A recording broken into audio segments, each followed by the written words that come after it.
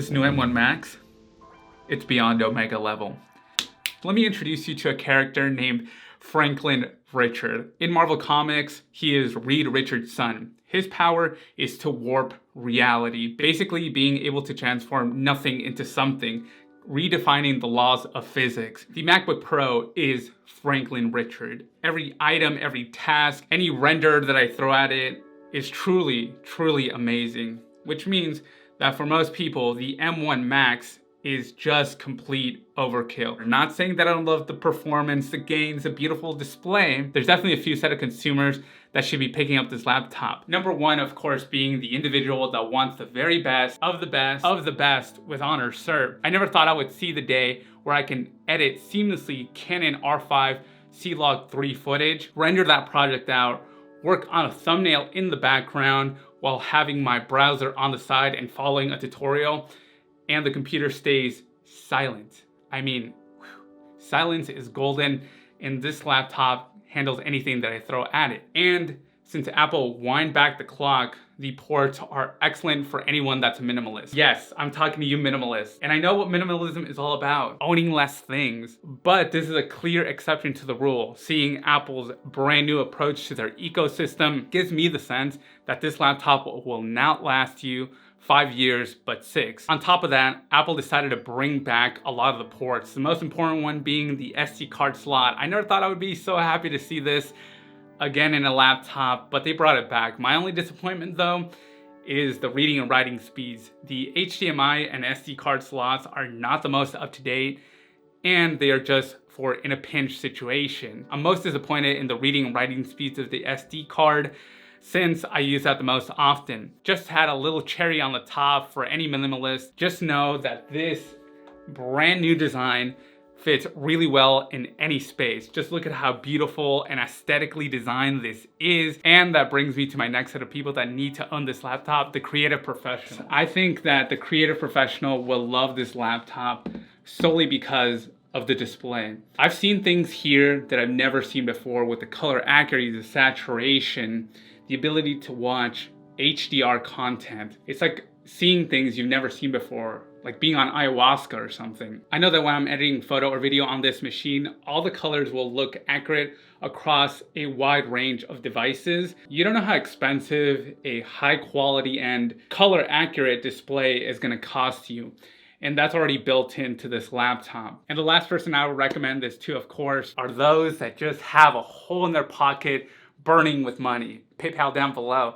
Now that we've gotten that out of the way, let's talk about performance, design, and everything else in between while I was using this machine for the past month and a half. Talking about the design, to be quite honest, I was not a fan of it when I first saw it, but over time, it's slowly grown on me. It finally feels like Apple has found the sweet spot between form and function. The squared off chassis feels both futuristic and retro at the same time. They made it a nice thick boy. I wouldn't recommend picking up this camera with one hand though, because it's actually very, very heavy. However, the build quality makes me confident that it could actually survive a few nice dings. But I will say that Magsafe, I'm like 50-50 on it.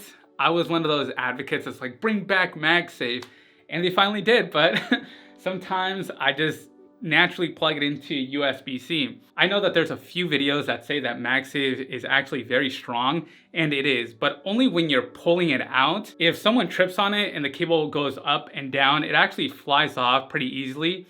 So it makes me more confident to use Magsafe in case someone trips over the cable. And I'm trying to connect to the port that gives me the fastest charging. I charge in about 30 minutes to 50%. So if you're in a pinch, just know that. I know I am talking a lot about Magsafe, but that leads me to the battery. Previously, if I was at 50% battery, I know that I would definitely need my charger. But now I don't even worry about it if I'm walking out of my house and forget the charger at home. If I'm doing just casual, web browsing, watching videos, doing a little Photoshop here and there, the battery life is just gonna last me an entire day. Where I'm more impressed though is with video. Back then, I would consistently have to be plugged in to my laptop, even if I was just doing A-roll, like the battery would drain in a few hours.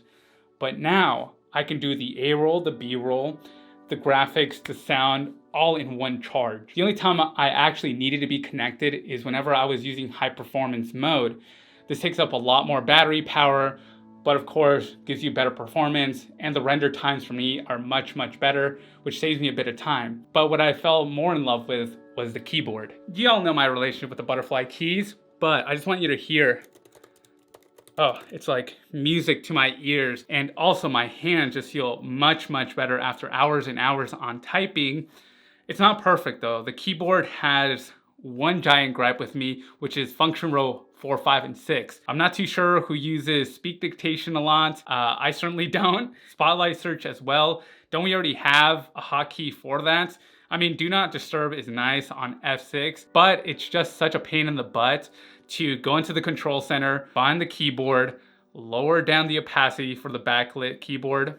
There's just so much digging. But if you know how to reconfigure the keys, let me know. I'm also very happy that a $1 trillion company did not skip out on the arrow keys. They are all full arrow keys, which is a nice touch. Where I really felt tripped out though are the speakers.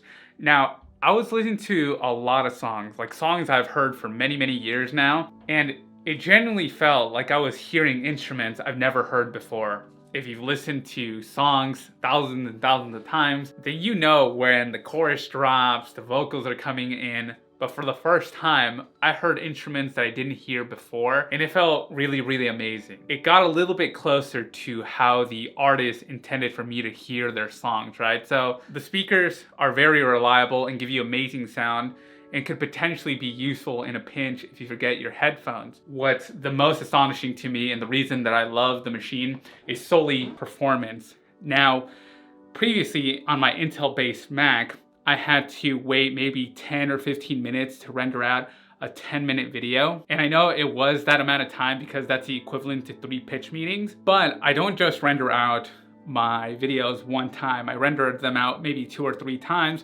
which adds up to 45 minutes. However, with the M1 Max chip, I'm able to render out within 5 minutes, which saves me a third of the time if you do some basic napkin math. Example number 2 is being able to render out and screen record my videos. This was extremely helpful in this specific case when I'm demonstrating how fast the render times are. And this is the only time that I actually heard the fan spinning, which is a demonstration to the performance that Apple Silicon brings. Then there's example 3, which is being able to render out at the same time that I'm working on my thumbnail. This is just an amazing cherry on the top. Of course, you have to mention photo. And don't even worry about it. Even with a massive catalog and Canon R5 files, which are massive, there was little to no hesitation.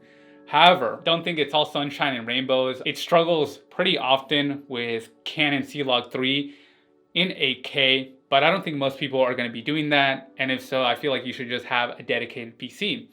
All this wraps up to my conclusion. This machine is a definition of get the customer what they didn't know they wanted. It's different. It's what I thought the future of computing should be. It completely redefines the baseline for what is acceptable. But for me, I stick with this laptop and justify the price for 2 major reasons: the display and the amount of time that it saves me. I'm obsessed with color accuracy for photography. Like, I know that if I edit something on this machine, it's gonna look 95% accurate on all smartphones, tablets, and computers. Number 2 is time. Time is our most valuable resource.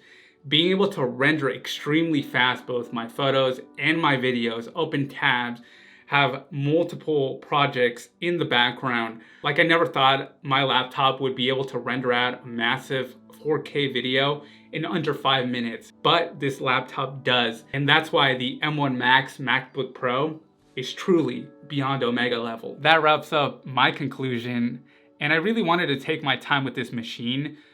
The reasons being is I didn't want to fall for the honeymoon phase or the hype, right? Like, you hear left, right, and center, it's the greatest thing since sliced bread, and it kind of is. It's truly amazing. And speaking of bread, of course, you need a nice mug to go along with your coffee.